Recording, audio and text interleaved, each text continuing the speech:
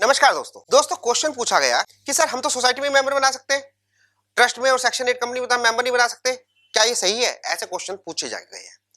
बिल्कुल जेन्युइन है और काफी लोगों की मिसअंडरस्टैंडिंग भी होती है। उन्हें लगता है कि हम जो मेंबर बना सकते हैं वो केवल सोसाइटी में बना सकते हैं, क्योंकि बहुत पुराना ये कंसेप्ट चला आ रहा है। नए नए अपडेशन आते हैं, नए नए रूल रेगुलेशंस आते हैं, तो लोगों को उससे अवेयर नहीं है। मैं इस वीडियो के थ्रू आपको बताऊंगा कि एनजीओ की तीनों कैटेगरी में से क्या तीनों कैटेगरी में आप मेंबर बना सकते हैं या केवल सोसाइटी में मेंबर बना सकते हैं।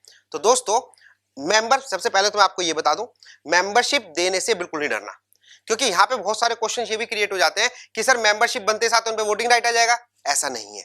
मेंबरशिप भी डिफरेंट डिफरेंट तरह की होती है। एक होती है गवर्निंग बॉडी की मेंबरशिप, एक होती है जनरल मेंबरशिप, एक होती है वॉलंटरी मेंबरशिप, एक होती है non voluntary membership. Different different type की मेंबरशिप आप कर सकते हैं। आप मेंबर बनाओ और साफ लिख दो आपको इलेक्शन की पावर नहीं है, आप सेफ है फिर भी मेंबर है। आप कितनी सोसाइटी को देख सकते हैं, कितने एनजीओ को देख सकते हैं जहां पे मेंबर है, ठीक है ना, और मेंबर होने के बाद वो मेंबरशिप फीस देते हैं लेकिन वोटिंग राइट नहीं है, केवल वॉलंटरी सर्विस देने के लिए वो मेंबर बने।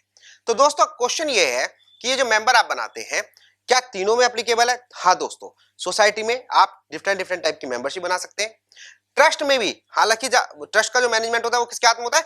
बोर्ड ऑफ ट्रस्टियों के हाथ में। और ट्रस्ट बनाई इसलिए जाती है जिससे उनकी जो कंट्रोलिंग पावर है वो उनके हाथ में रहे, जिंदगी भर तक के लिए रहे, बोर्ड ऑफ ट्रस्टी के हाथ में।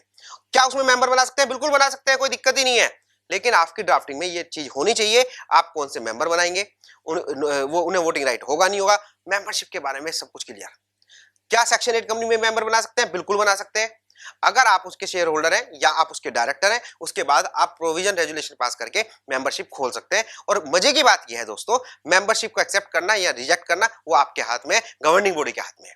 तो तीनों ही केस में आप मेंबर बना सकते हैं। मेंबरशिप का फॉर्मेट क्या होना चाहिए, बहुत केयर के साथ आप बनाना, है ना, क्योंकि लीगल वर्डिंग होती है, सामने वाला कब प्रॉब्लम क्रिएट कर दे।